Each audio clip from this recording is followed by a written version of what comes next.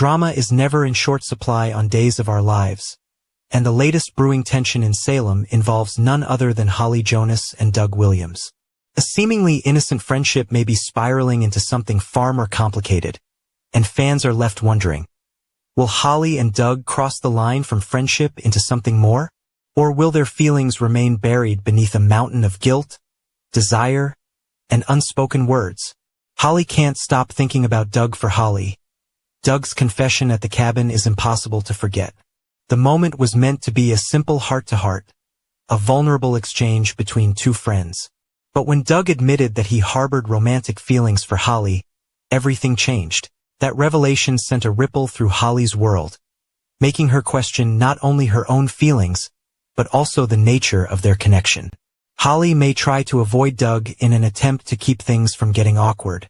After all, navigating friendships can be tricky when unreciprocated or worse, forbidden feelings are involved. The last thing Holly wants is to lead Doug on. But can she truly ignore the emotions stirring within her? Salem is small. Avoiding Doug won't be easy in a town as small as Salem. Avoidance is hardly an option.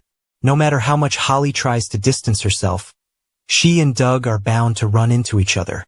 Whether it's a casual encounter at the Brady pub or a chance meeting in the town square, their paths will inevitably cross. And when they do, Holly may find herself unable to suppress the emotions she's desperately trying to deny. Will Holly acknowledge her own feelings? The real question is, does Holly feel the same way?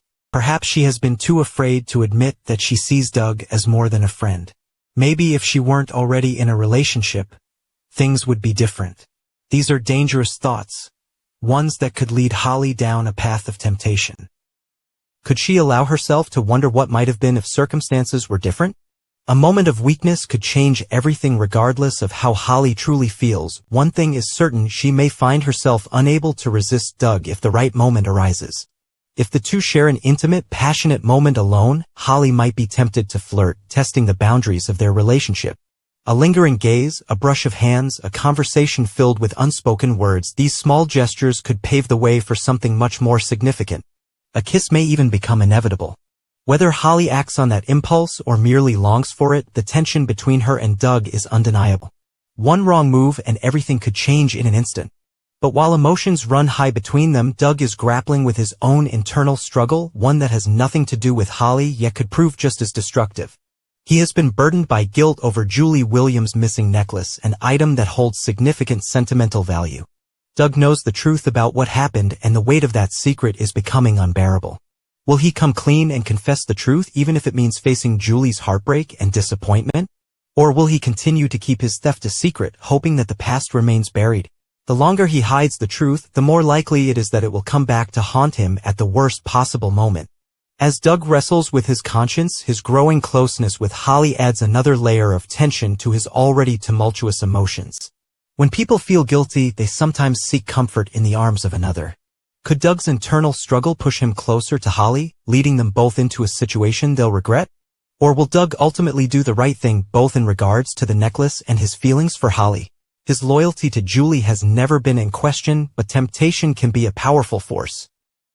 And Holly, caught between her desire and her moral compass, might not be able to resist if Doug lets his guard down. If the truth comes out, the consequences could be dire for everyone involved. A confession from Doug could shatter his relationship with Julie.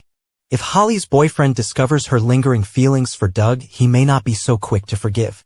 And if a kiss does happen, it could set off a chain reaction of drama that no one saw coming. One thing is for sure, Salem is about to get a lot more complicated, and Days of Our Lives fans won't want to miss what happens next. The walls of the DiMera mansion are no strangers to secrets, but on today's Days of Our Lives, those walls seem to be closing in. A storm of consequences is brewing, and at the eye of it all stand Kristen and EJ, two schemers now backed into a corner as past crimes threaten to unravel. Kristen bursts into the DiMera living room, her heels clicking against the marble floor with the kind of urgency that suggests nothing good has happened. There's a mix of disbelief and fury in her eyes as she stares at EJ, who lounges coolly by the decanter, pouring himself a glass of scotch as if this were just another ordinary day in Salem. "Pour me one while you're at it," she demands, barely taking a breath before launching into the latest chaos that has befallen their world. Ava has been released from police custody, a move that no one, especially them, saw coming.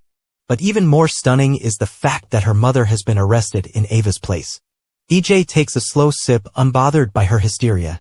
Ava isn't my concern, he says smoothly, his eyes dark with calculation. But Rafe? That's a different story. Kristen stiffens. Rafe? EJ tilts his head toward the staircase.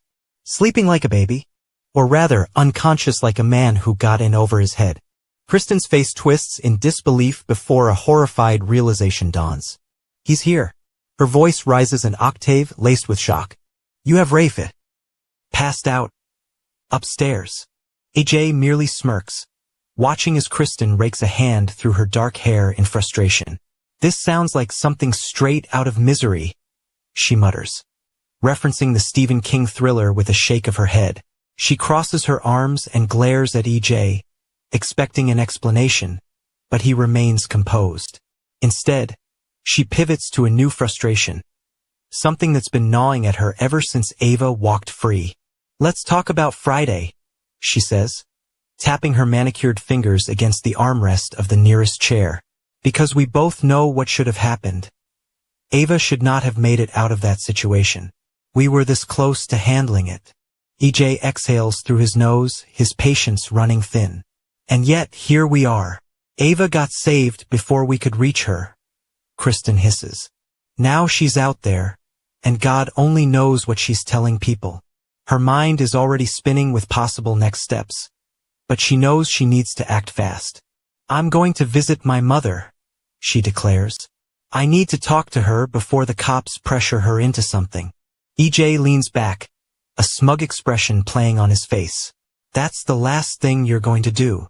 Kristen narrows her eyes, daring him to explain himself. Ava's already singing, EJ says. The police know everything about the people who helped with that little kidnapping scheme. If you walk into that station, you might as well put handcuffs on yourself. Kristen is silent for a beat, considering his words.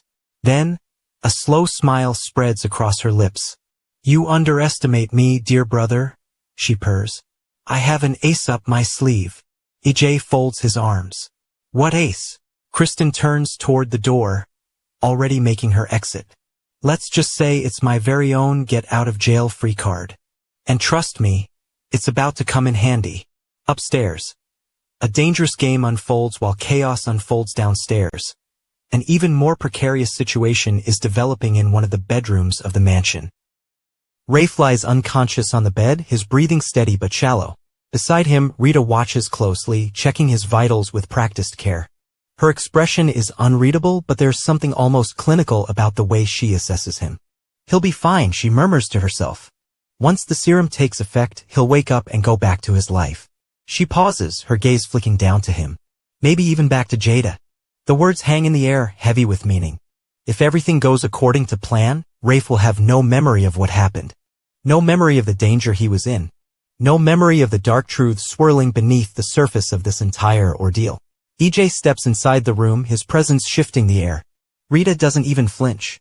How's our guest? He asks, nodding toward the bed. He'll be ready soon, Rita replies. But that's not my concern.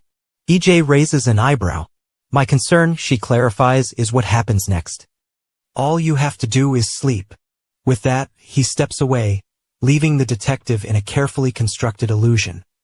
One that, if everything went according to plan, would wipe away the truth before it could ever surface.